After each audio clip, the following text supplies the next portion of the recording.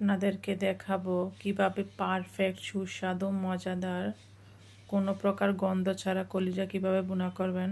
আসসালামু আলাইকুম, সবাই কেমন আছেন?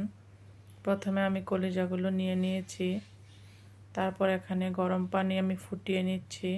কলিজার মধ্যে অবশ্যই ফুটানো গরম পানি দিয়ে এগুলোকে তারপর একটু হলুদ দিয়ে ভালোভাবে 2-3 বার করে ধুয়ে নিতে হবে।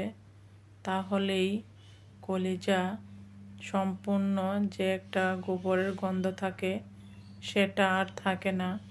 দেখেন, আমি ফুটান্ত গরম পানি দিয়ে দিয়েছি, তারপরে একটু হলুদ দিয়ে এগুলোকে ভালোভাবে নেড়ে চেড়ে নিব। ভালোভাবে পরিষ্কার করা হয়ে গেলে আমি কয়েকবার ধুয়ে নিব। তারপরে এখানে আমি 2 কেজি কলিজার জন্য হাফ কেজি পরিমাণে পেঁয়াজ দিয়ে দিয়েছি।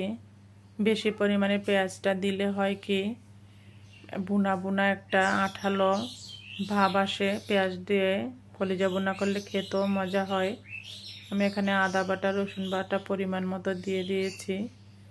2 কেজি কলিজার জন্য এখানে আমি যতটুকু পরিমাণ লাগবে অতটুকু দিয়েছি, দিয়ে ভেজে নিয়েছি। তারপর সব মশলা একসাথে দিয়ে দিয়েছি।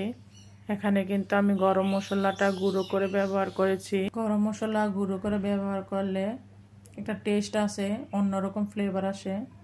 ধুয়ে রাখা কলিজাগুলো এখন আমি দিয়ে দেব, দিয়ে ভালোভাবে মশলার সাথে এটাকে নেড়ে চেড়ে নেব। ভালোভাবে মশলাটা মিশাতে হবে কলিজার সাথে, তাহলে কিন্তু নেড়ে চেড়ে যতক্ষণ আপনি এটাকে ভালোভাবে মিশাবেন এটা কিন্তু ততই খেতে দারুণ হবে। এখানে আপনাদেরকে একটা কথা বলি, আমি এখানে একটু চিনি ব্যবহার করেছি, কারণ গোস্তের মধ্যে কিন্তু, বিশেষ করে গরুর গোস্তের মধ্যে চিনি ব্যবহার করলে খেতে কিন্তু দারুণ মজা লাগে, এবং যাদের একটা অ্যালার্জির সমস্যা থাকে ওই সমস্যাটাও কিন্তু চলে যায়।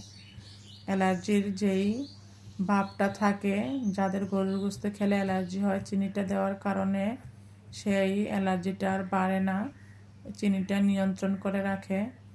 যখন কলিজাটা হয়ে গেছে তখন আমি গরম পানি ব্যবহার করেছি একটু, তারপরে এখানে দিয়ে দিয়েছি গরম মশলা।